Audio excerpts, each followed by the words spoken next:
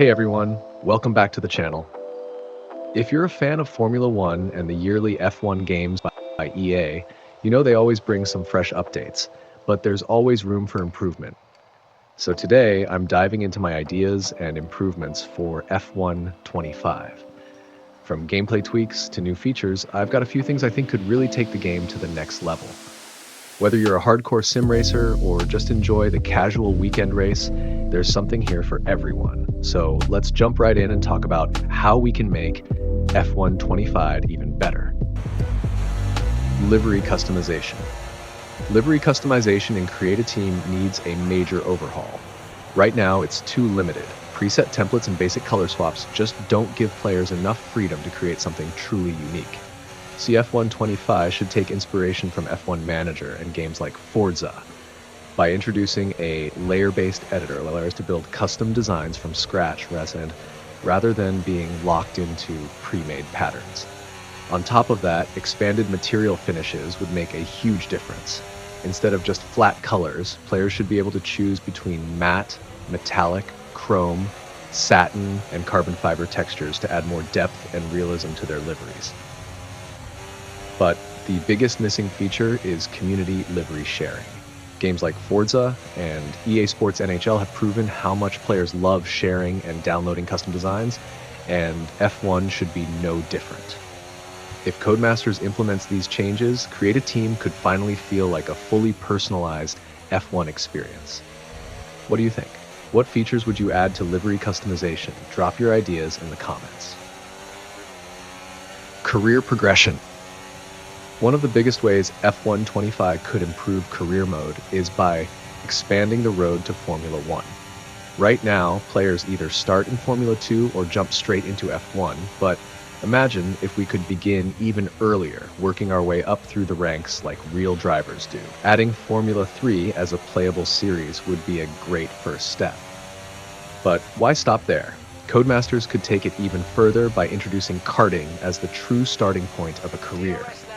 A karting to F3 to F2 to F1 progression would make career mode feel more immersive, rewarding players for their journey rather than just dropping them into the big leagues. Would you want to start your career in karting and work your way up? Let me know in the comments. Press and media interactions. Media and press interactions in career mode have always felt like an afterthought, but they could be so much more impactful. Right now, interviews are basic, with limited questions and repetitive answers that barely affect the game. F1 25 should introduce a more dynamic and reactive media system, where the press follows a player's journey closely, asking deeper questions based on race results, rivalries, and team performance. Imagine getting grilled after a controversial collision, having to navigate contract rumors, or even dealing with pressure from your own team to deliver results. Choices should carry real consequences. Talking up your team could boost morale and development speed, while criticizing them might strain relationships with engineers or even lead to tensions in contract negotiations. A more immersive press system would add personality to career mode, making it feel like a real driver's journey rather than just a series of races. Would you like to see deeper media interactions in F1 25? Let me know in the comments. Research and development in career mode has always been important, but it could be much more dynamic. Right now, it's a basic system of earning resource points and unlocking upgrades. But if F1 25 took inspiration from F1 Manager, R&D could become a real strategic challenge. Instead of a simple upgrade tree, teams should have dedicated development departments with strengths and weaknesses, allowing players to allocate resources and shape their car's philosophy. Part failures and design risks should also play a bigger role, forcing players to decide whether to push forward with an aggressive untested upgrade or refine it for reliability. Would you want R&D to be more detailed and strategic, or do you prefer the current system? Classic cars. Classic cars have always been a fan favorite feature in the F1 games, but recent titles have largely ignored them. F1 25 should bring them back in a big way, not just with legendary cars from decades past, but also with modern classics from recent seasons. Imagine getting behind the wheel of the Mercedes W11 from 2020, one of the most dominant F1 cars ever, the Red Bull RB9 from 2013, the last V8-powered title-winning car, or Ferrari's SF70H from 2017, a high downforce beast from the hybrid era. But why stop at cars? Classic tracks could also make a return, bringing back legendary circuits that have disappeared from the F1 calendar. Tracks like Malaysia's Sepang International Circuit, with its high-speed straights and tight hairpins, Hockenheim, known for its thrilling overtaking zones, or even old layouts of circuits like Silverstone, Interlagos, or Spa would add variety and nostalgia to the game. Bringing back classic cars and tracks wouldn't just be a nice extra, it would add depth, variety, and replayability, making F1 25 a more complete experience for both casual players and hardcore fans. What classic cars or tracks would you love to see? Drop your favorites in the comments.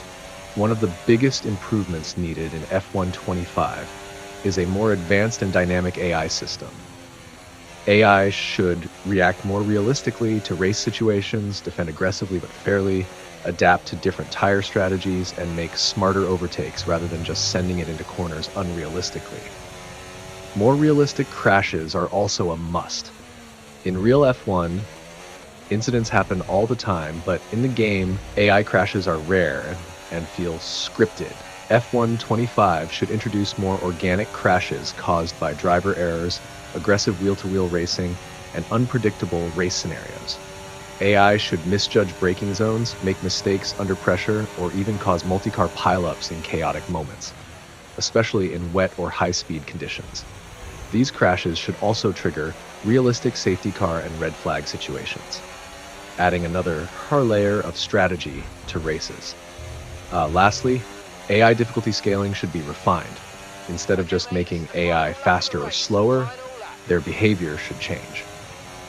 Those are just some of the features that could take F1 25 to the next level, but there's plenty more that could be improved. What do you think? Are there any features you'd love to see in the next game? Let me know in the comments. And if you enjoyed this video, be sure to leave a like and subscribe for more F1 content.